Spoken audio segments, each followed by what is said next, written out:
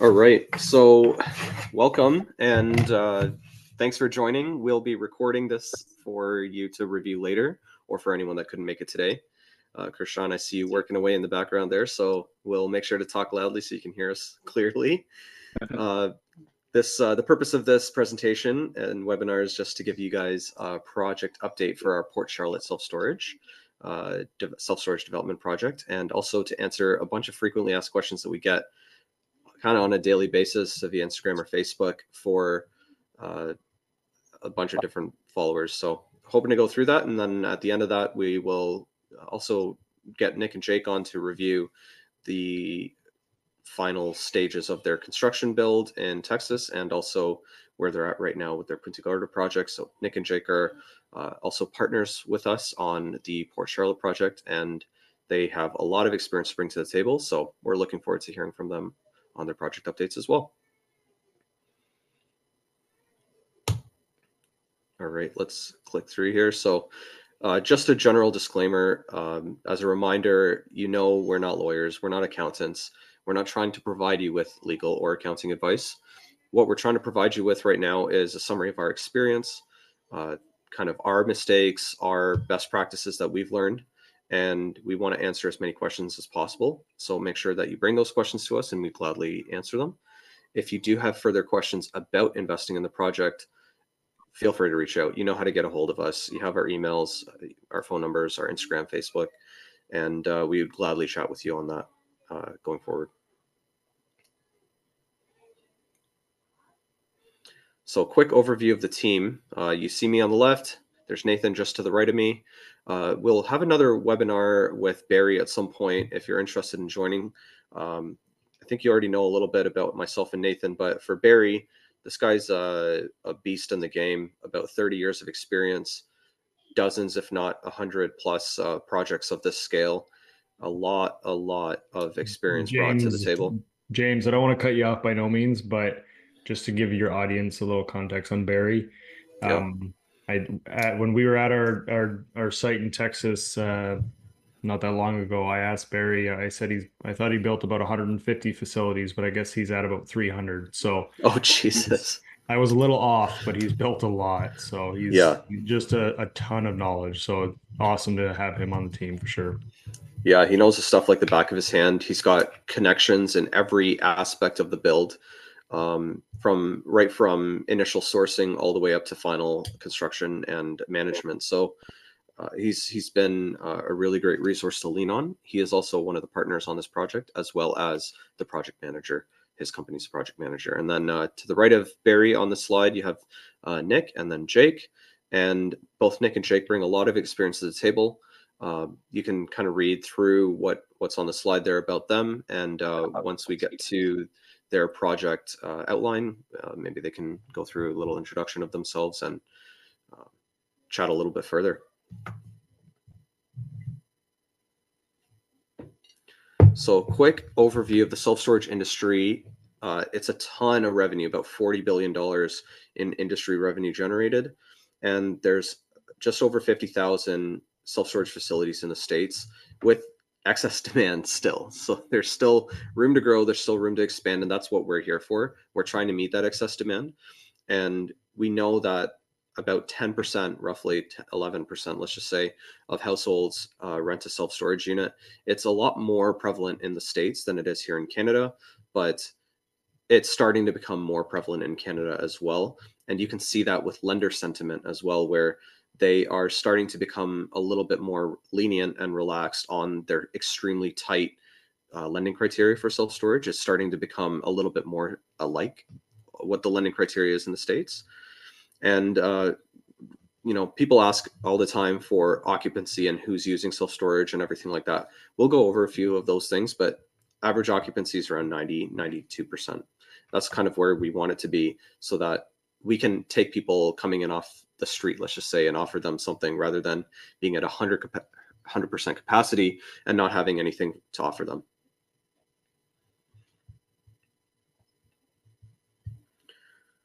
So who uses self-storage anyways? Nathan's going to cover the next couple of slides. So we want to give a high-level overview of the types of people and the situations that lead people to use self-storage. So approximately 10% of the population will use self-storage, and where the facility is located and the infrastructure around it will dictate the tenant profile to a degree. There are a few major reasons why they would want to be using storage. So obviously, when someone moves, so they're moving to a new location, they need temporary storage. If there's a gap in between when they get the new property, when they have to go to the old one, downsizing, right? So many of our parents and stuff are downsizing from a large property to like maybe a small condo. So it's another opportunity that they would be using self-storage. Renovations, I'm sure we've all gone through a renovation. We know that sometimes it can be a little cumbersome when we have lots of stuff at the house, so we have to clear it out in order to make those renovations efficient. We've had a lot of people who actually use our self-storage facilities for business and inventory management. So we often will have contractors that store excess supplies in the units, or will import sometimes do some like work in area in the unit if needed. And the lifestyle changes. So this could be like college students moving away to school, or could be a death or a divorce in the family. Those are some of the major ones that we see.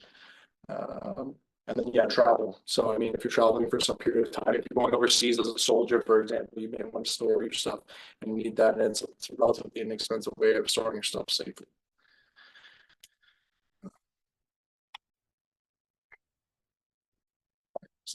Yeah, so continuing on with just a high level overview as to why you want to invest in this self-storage. James has already alluded to the fact that the industry is growing. In fact, there originally were a lot of mom and pop businesses in self-storage. So somebody decided to throw up self-storage on their land, and over time, we've seen bigger players like REITs and other hedge funds and Wall Street style institutions come into that market. That signals that there is a lot of opportunity for profits in that sector, and that's why we're looking to go towards that. We look because of the strong cash flow that's able to be achieved.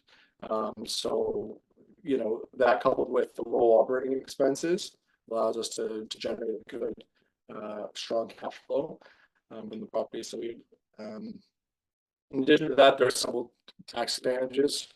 Obviously, depreciation, as well as in the United States, cost segregation studies can be done, which will significantly reduce your tax burden. Also, if you're going to be trading up to additional properties, there's a 1031 tax code, 1031 exchange tax code in the United States, which allows you to trade as long as you're moving basically allows you to defer the capital gains to asset of equal greater value within the real estate sector as long as it meets certain parameters. And then diversification, yeah. So I mean, if you're, many people talk about multifamily or about student rentals or Airbnbs these days, but few people have actual exposure to self-storage. And like the way that I look at it is more of a hybrid business where it's not just filling, it's more like a hotel or an airline seat where there's dynamic pricing around and you've got much more control around the actual asset itself. So we can truly change rents on demand. We don't have to go through, for example, in Ontario, the Ontario landlord, the LTV, the Landlord Tenant Tribunal Board. So we have more control over the assets. So those are a couple of reasons why I'm interested, and we've decided to go down this road for 10 plus years of investing in real estate. So.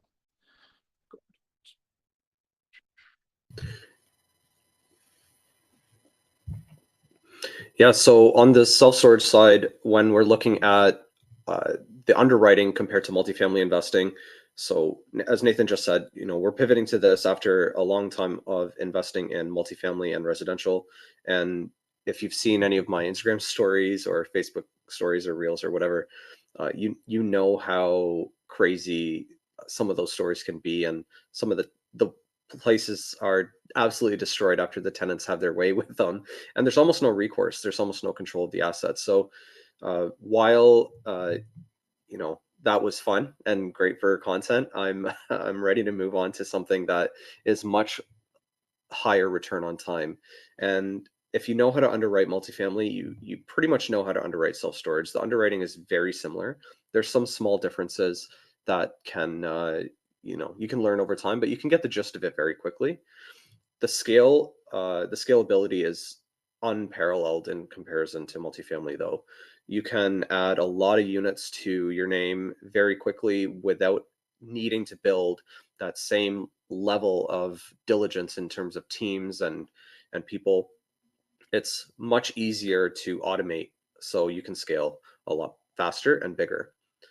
And on the recession resistant side, what we're talking about there is in periods of high economic growth, a lot of people are buying stuff. Maybe they're storing things that they don't want to get rid of, but they don't quite need right now because they bought something new.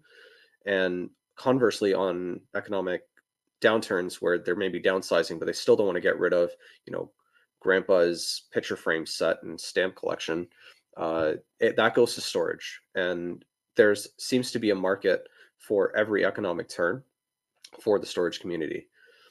The turnover between tenants, I know you've seen like the machete house and the cockroaches and all these crazy pest control issues and my unit that caught on fire and like all this other crazy stuff.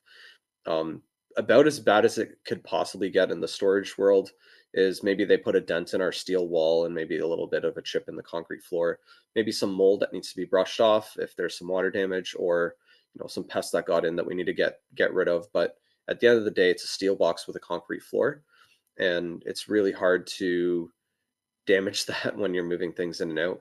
Obviously, there's some crazy stuff that can happen on extreme ends for anything, but in general terms, the turnover could be it could be instantaneous. It could be 30 seconds, just a quick sweep out, and you're ready to go for the next tenant. And it's much cheaper to build.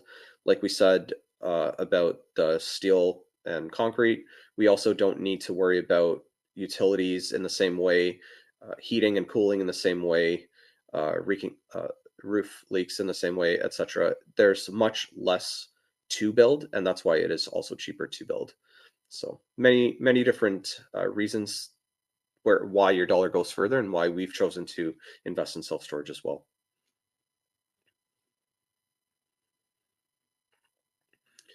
So specifically why Canadians should invest in Florida, uh, there's many reasons. Here are a few of the big ones.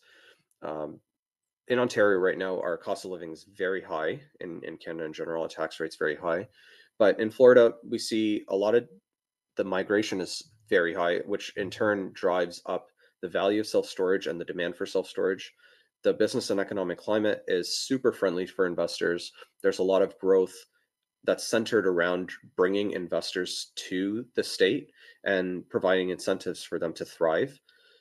The real estate market growth is insanely huge as well. Obviously, we have demand here as well for real estate, but they're actually taking things into consideration to make that demand happen, make that demand growth happen and match that growth with production and development. The tax environment's much more favorable. Florida doesn't have state income tax. Obviously, there's still federal, but it's just something to consider as well. Nathan also alluded to the 1031 exchange that's on the federal level, where you can, for example, let's just say you sell your $100,000 property in Ontario, in Canada, there's a 66% inclusion rate for your capital gains. You could avoid that completely in the States by moving the profits of that facility to another bigger facility under specific conditions, but you could defer that capital gains payment completely. And as we talked about before, the recession resistance is key, and we want to make sure that we're putting our dollars where it doesn't matter what the market's doing, there's always a demand for our services. So quick overview of Port Charlotte, specifically in Florida.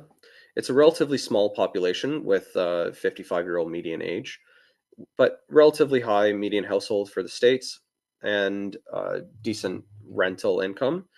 The growth rate is the key factor here. There's been a lot of growth in the area. There's a lot more development for residential units coming in. And on the site where we are right now, there's a huge visibility and a lot of growth projected in general for the area.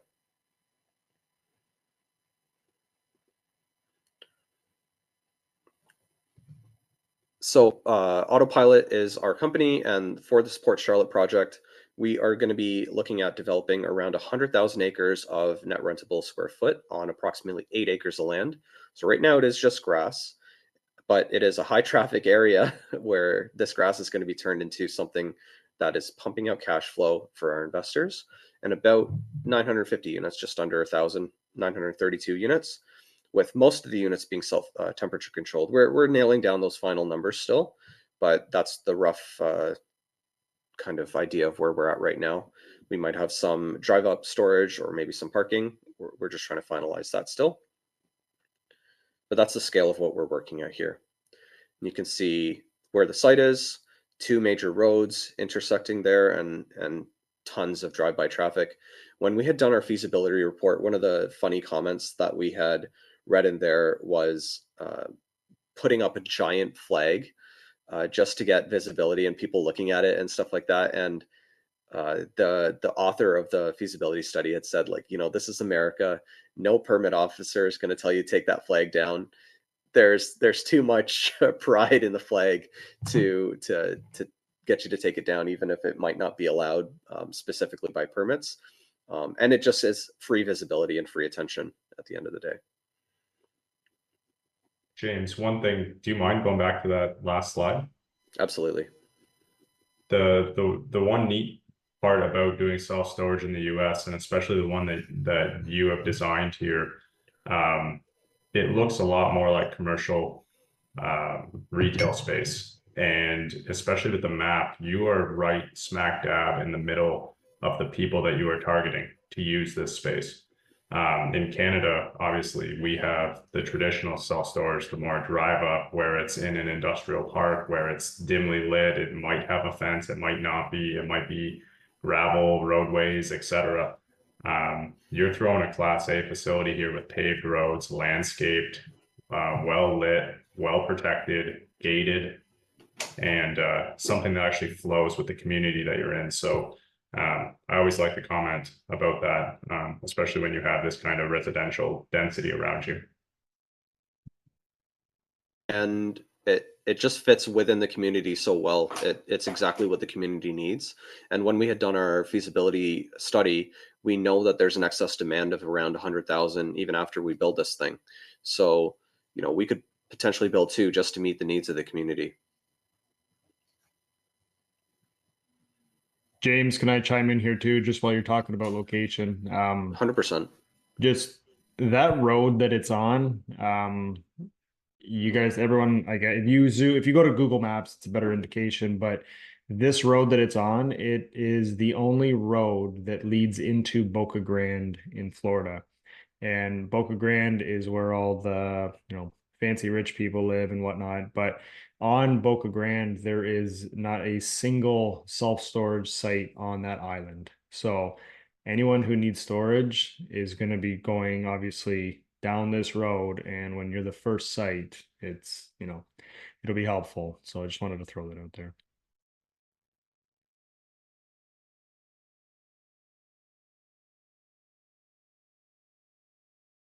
You're muted, James. Sorry.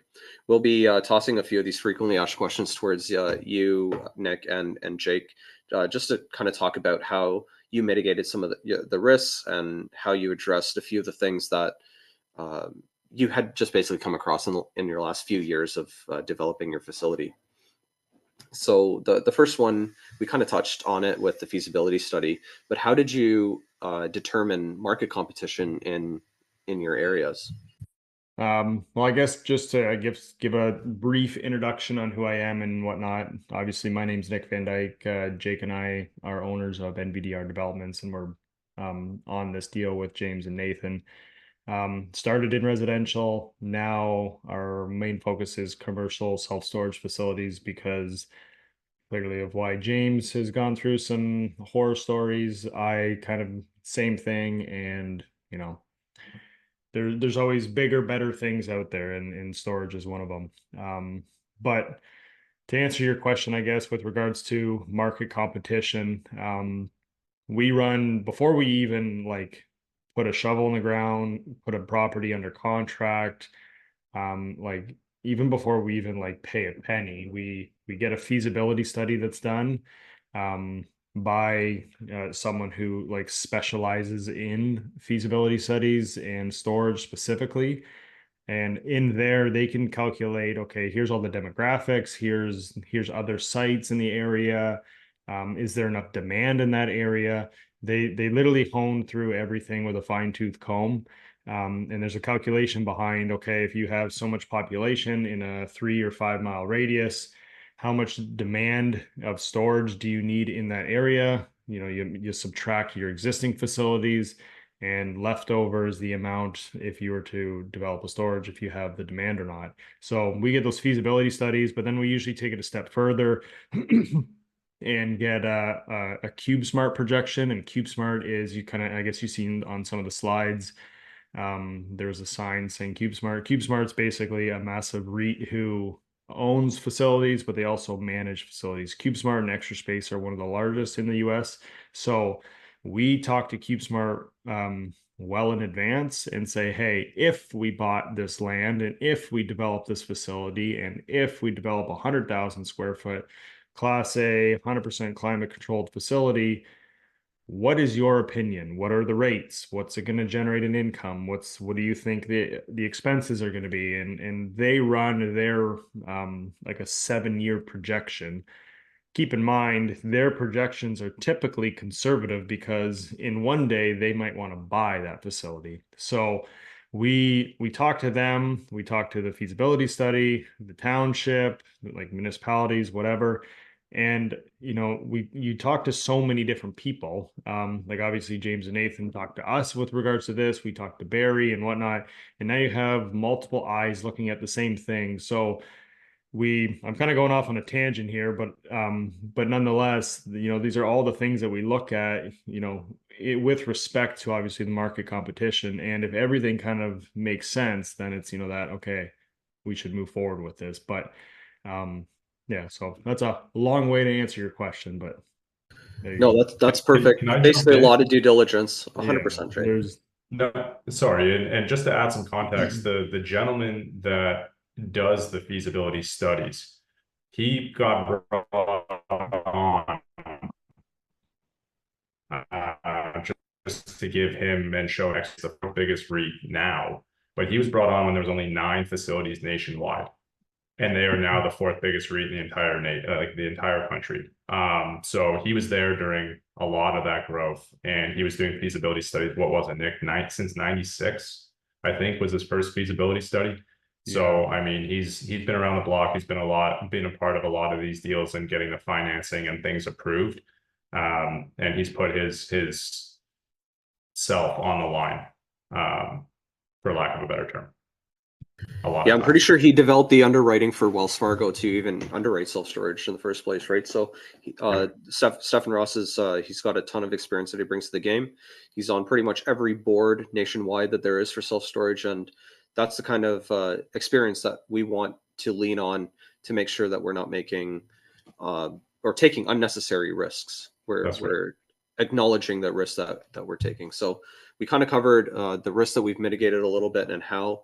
But are there any other methods that you guys typically use for your other facilities or this one to help mitigate risks other than the feasibility study and reaching out to professionals? Well, you had mentioned Barry Sherman and being on the team and his wealth of knowledge, but it extends further than him even, and the group of architects that you guys are using and that we use. The design professionals, we've got the engineering crew, the landscape crew. They've all been a part, like they're one big team now, and they've been a part of over 60 facilities being completed from start to finish. And that group, we start and finish the entire process with weekly calls where we get on 1 day a week, and we're on top of it. Nothing slips through the cracks because the team knows who's got the ball and where it's going next.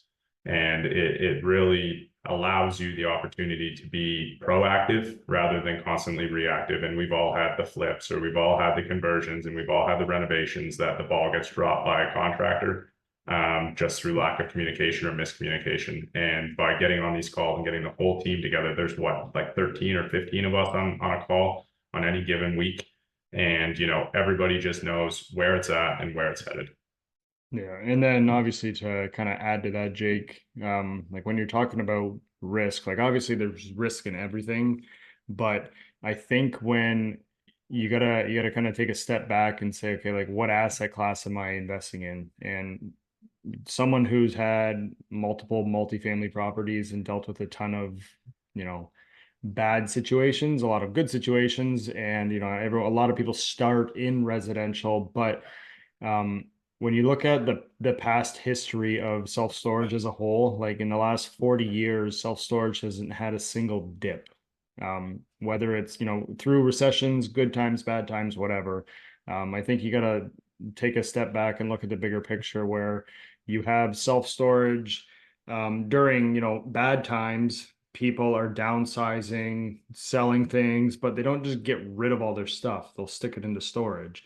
And then good times, people are making all kinds of money, rates are down, they just go and buy a bunch of toys. Well, nowadays, society, subdivisions, all that stuff, everything is built very, very small, especially in the southern states, there's no basements. So it's not like Canada or, I have an acre of land and a big shop, I can just store all my stuff. In the States, they physically just don't have the room. So it's almost not even, it's simply becoming like a necessity for the average person. So Yeah, just part of the culture there. yeah, for sure. So Yeah, and a lot of questions that we get are around risk. Mainly, I think it's because people just don't know enough about the self-storage world in general. So the risks and kind of the fears are the first thing that come to mind. But I always try to counter with, what are the risks of not doing it? What are the risks of continuing to invest in Ontario? And that's why a You're lot of my posting those Instagram every page. day. Yeah, yeah, exactly. You see the landlord tenant board and you're no control over your asset. You see maybe even in small claims court, if you can even get there, but a lot of tenants might not have garnishable wages or anything like that for arrears or damages or anything. So those are the risks that I also like to bring up when people ask me about the risks about investing in self storage. It's easy to talk about, the risks that but and ignore the risks that you don't know, just to kind of talk yourself out of doing something. But our job as investors, especially when taking on a risk such as a development project, is to make sure that we fully understand all of the risks involved, including the risks of not doing something. So um, one of the It's almost the barrier to entry too, right, James? Like you start talking about some of these risks, and we were talking about this last week, where sometimes having a handful of risks that we've been able to assess and figure out if they're worthwhile um, worrying about, and those are a barrier to entry for others as well. So somebody else might look at it and be concerned about the same thing, but because of the experience we have with the team, we might be able to now mitigate that risk or transfer that risk and make sure that we're insured against something like a hurricane in the future, or insured to protect our investors if anything were to happen, or do the proper due diligence that's required in the beginning. And by doing that, we're comfortable taking those on, or us on the GP side are comfortable taking those on, whereas some other people might be like, I can't handle that area, and they're leaving that market and that entire asset class for somebody else. And the opportunity is there for us to jump on.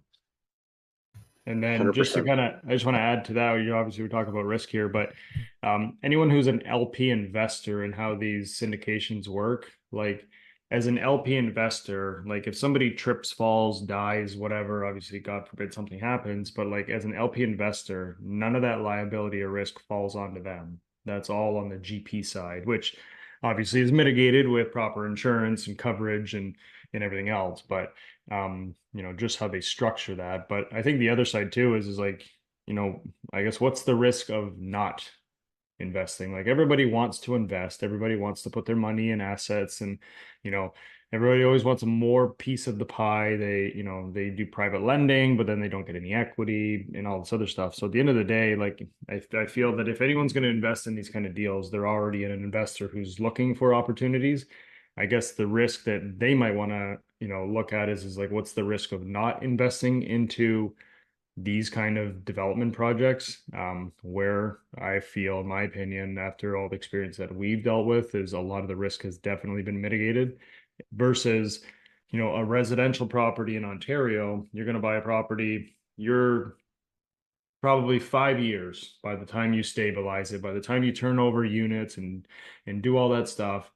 And then you're just dealing with the landlord and tenant board and never going to get anywhere. But that's a whole nother conversation. So I feel like, you know, obviously there's risk in everything, but I think in my opinion, like you got to focus on more, you know, of the upside of these deals. I think when Jake and I are always talking to our investors and stuff, it's more like everyone always asks, like, what's the worst case scenario? What's bad that's going to happen and blah, blah, blah.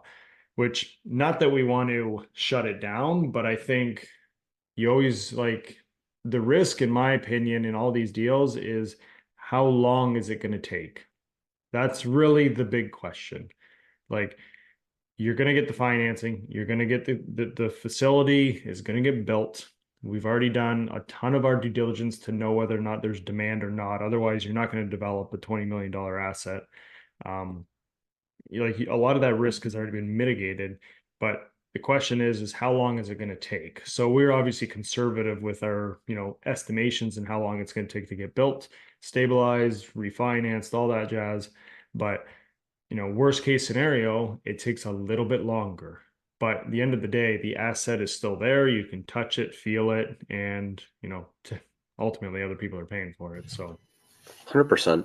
I just wanted to touch back quickly on, I know you mentioned insurance on the GP side, but insurance on the property side. I know there was a hurricane during the development of your project in Texas. And could you just talk quickly on what happened there? If you know, if there was any issues even after the hurricane, because the hurricane questions are very common for us yeah, in Florida. like I guess just to kind of add to that, Watching the camera was a problem. oh, sorry, what was that, Jake? Gosh, I was just saying that watching the camera was a problem. Oh, yeah. So, but just I guess I also You own. were watching everything happen until you did. Can you guys hear me, or am I cutting out? I feel like. I can hear you. Yeah, it's just Jake that cut out for me. Oh, okay.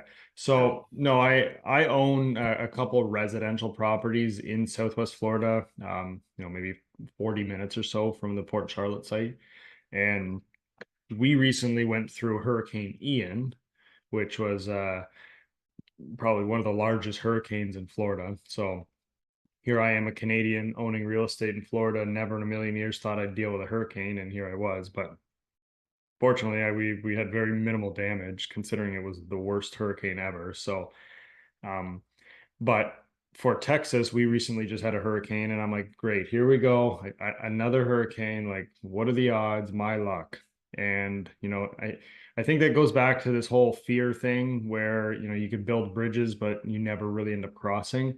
And that was a perfect example because here I was worried that our beautiful self-storage facility was going to get all this damage when in actuality, like our porta potties never even tipped over. So hurricanes are a whole different thing. Like it's so hard to know when and where they're going to go, but all of these facilities are all designed and built to The building withstand code's different than hurricanes. our building code here. 100%. And they're all designed and built differently. So um, going back to our houses in Florida, dealing with Hurricane Ian, I remember going down there after, and you know, a lot of these areas had like big devastation, but it was like all of the things are all the old properties that weren't built properly, or they're built just with old code.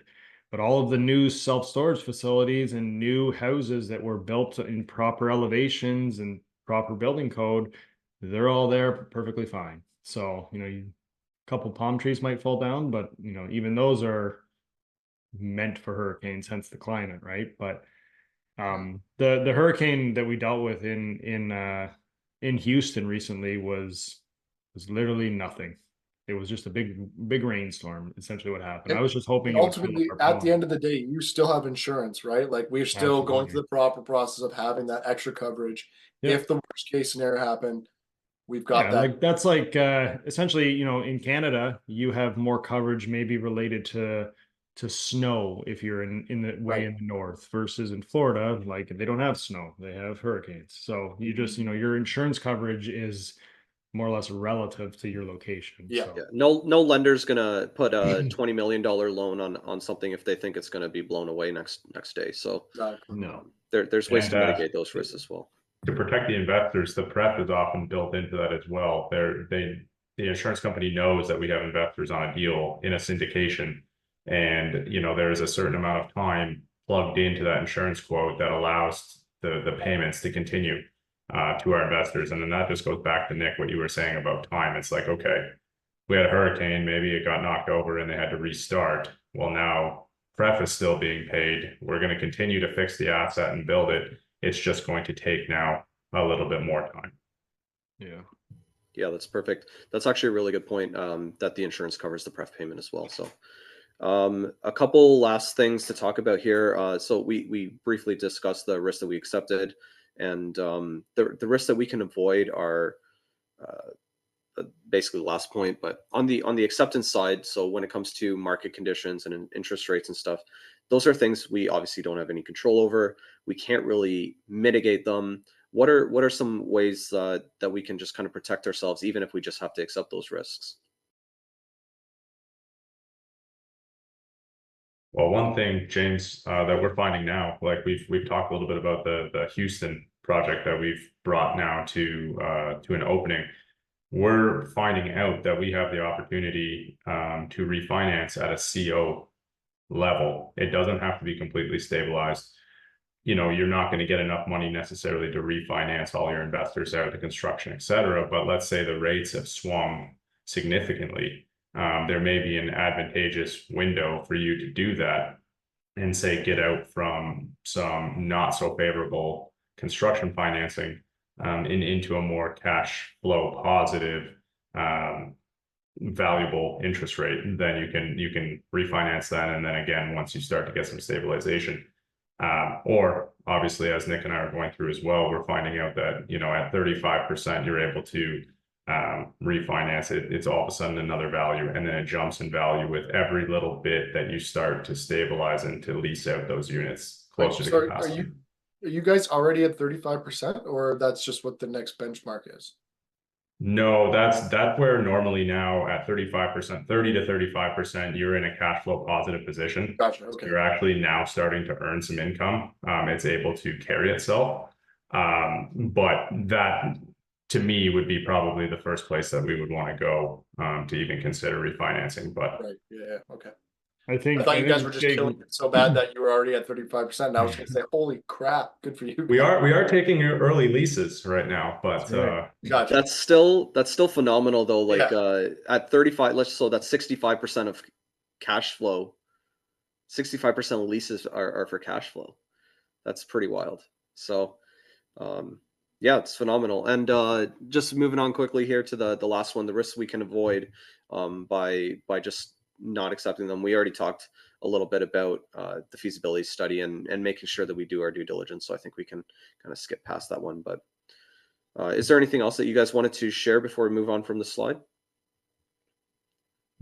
I think we yeah, covered I mean, if you want to talk about rental rates a little bit, we can do that. I know that obviously rental rates fluctuate or can fluctuate quite a bit depending on what's going on in the economy. Nick had mentioned about not having, you know, negative years, but rates do still fluctuate. And the key to remember with a lot of this is that we're bringing on high and high level management companies. We got CubeSmart, who I think is number 6 in the country. We've got Extra Space, who's number 4. These guys don't get there by being passive. They've got their foot on the gas. They've got strategies in place to really push rates to the next level. So while the internet rates may be low or the entry level rates might be low, you better believe that they've got a plan in place to get those as high as possible, as quick as possible. So just to kind of add to what you're saying, Jake, for our Texas deal, CubeSmart is basically lowering the rate to lease it up faster and not nearly as aggressive as other management companies, more of a softer way, I guess you could put it, but they essentially lease up the units in a faster way because the rates are lower. And then in 6 months or what, 2 to 3 times a year, they'll do multiple 20% increases. And someone whose bill just went up an extra $20-$30 after you've literally moved in half of your house or all of your grandma's stuff, like you're not just going to go there, pick it up and move to go save an extra $30. Like some people will leave because, you know, for whatever reason, but I bet you 80% of the people are going to stay. So now your income, you get some stabilization, but then your income just jumps up twice. So Yeah, I mean, Nathan and I have done similar things on our existing facilities where we typically do our rent increases in Canada in the winter, where it's even more challenging. Kind of maybe a dick move, but it's a little bit more challenging to move in the winter up here, especially in like our two facilities in fairly high snow zones. So one in Cornwall area and one in Parry Sound area. So, you know, a 10% increase or a 20% increase on $100, no one wants to trudge out there in the middle of winter to save that $20. And it really helps us on the back end. So that's a good point about rental rates there. I think that's it for me, James. I don't know if you want to take it anywhere further, but No, I think we've covered pretty much what I was hoping to cover. We'll open it up for questions if people have any questions. I was trying to throw in the presentation as many of the questions I had collected from Instagram, Facebook, TikTok, emails, whatever. Just throw them all together here. But if there's anything that we've missed, feel free to hop on, whoever's on, and we can address them. Otherwise, we'll wrap it up. We'll get this recording cleaned up and send it out to everyone so that you can review if there's anything that you wanted to go over. And of course, feel free to reach out to any of us. Mine and Nathan's information is on the page there, and Nick and Jake, we will send their Instagram and Facebook information as well. Oh, there is one question coming in via the chat. Go ahead.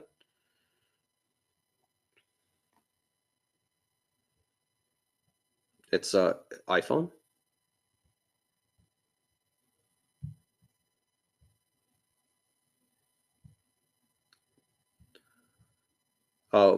What's your question? I can unmute you if you'd like. Or maybe Nathan, you can unmute them. Yes, sorry, I couldn't type here. Thank you for. Hello, can you hear me? We can hear you. Okay, perfect. What's the average price per square foot rent? I don't know whether you covered that. I joined kind of a little late. Per square foot per annual? I'm not sure exactly on the price per square foot annually, but it really does vary. Right now, for the Port Charlotte area, it's around $2.50 a square foot. That's roughly what is being used for the metric.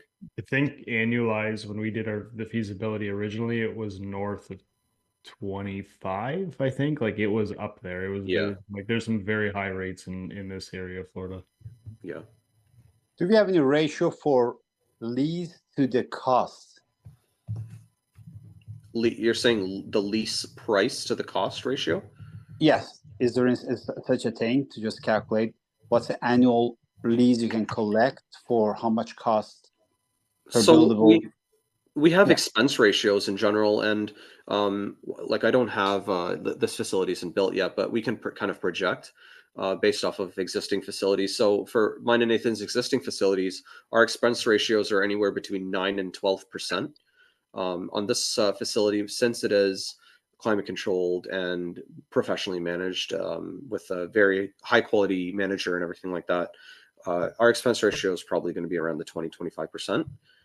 I can get you more specific numbers if you just shoot me an email. I can do some digging for you and get you something more specific. No, that's perfect. I guess that would be very helpful. Yes, please. I will send you an email. Sounds good. Thank you. Of course. I think one of the things we can talk about too, James, with those questions kind of coming out, I don't know what your experience is, but in residential self-storage compared to residential, you're at a 3 times multiple. Yeah. So our cost per square foot, I think we're coming in around $80 to $85, and that might be on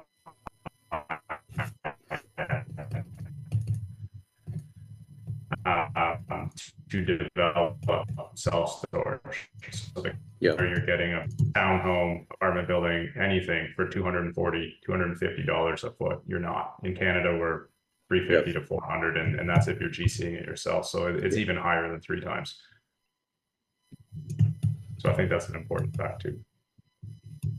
Definitely. And if you can even get the materials properly, and that's where Barry again comes in, where he can really negotiate with contractors and suppliers, because he has so much weight in the industry. So, having first dibs on materials during material shortage or labor during a labor shortage is another thing that Barry really brings to the table there. I think we're going to look at using potentially Nick and Jake's contractor for building Port Charlotte as well, that you guys are using for Punta Gorda, right? So that's another kind of a value add potentially, or savings. Yeah, we'll be the guinea pigs to make sure that it's good, but no, we're I'm pretty confident that they'll build a good product. They do a lot of work in Florida, so we've already planted some seeds saying that there's another project in the pipelines. So they're gonna, obviously I'm sure they'll cater to us if they want to work with us again, but 100%. and just when you're bidding these kind of projects, like what we found with the last couple, that typically our budgets are anywhere from $1 to $2 million high. So bids come in low, which makes your budget and everything a little more healthier. But then, when you're saving $1 to $2 million right off the hop, all the returns for all the investors just jump. So definitely benefit. And Absolutely. I don't know, James, but I do want to comment. You said something interesting about Barry. Barry having all the contacts, all the relationships, and during shortages, or having the know-how on that. The steel company that Barry quite often uses, they buy their steel in bulk. So a lot of pricings can be locked in based on good opportunities. And they have a lot of the steel purchased ahead of time before a lot of their jobs are even scheduled. So in a time when we were doing our Texas site, going through the construction and our bidding of that, which was back in 2022, we were still in kind of the frenzy of COVID and the height of that, with multiple higher prices. And we were able to lock in using that steel company that already had a handful of steel, well, more than a handful, but already had steel on hand. So that was very beneficial during that time, for sure. That's just one example. Yeah, that's awesome. Another risk mitigation. That's right. Perfect. We can probably wrap it up there. And if anyone else any further questions, feel free to reach out, Instagram, Facebook, email, whatever it is. And we'll talk to you soon. Thanks everyone for hopping on. Thanks guys. Thanks Nick and Jake. Appreciate it.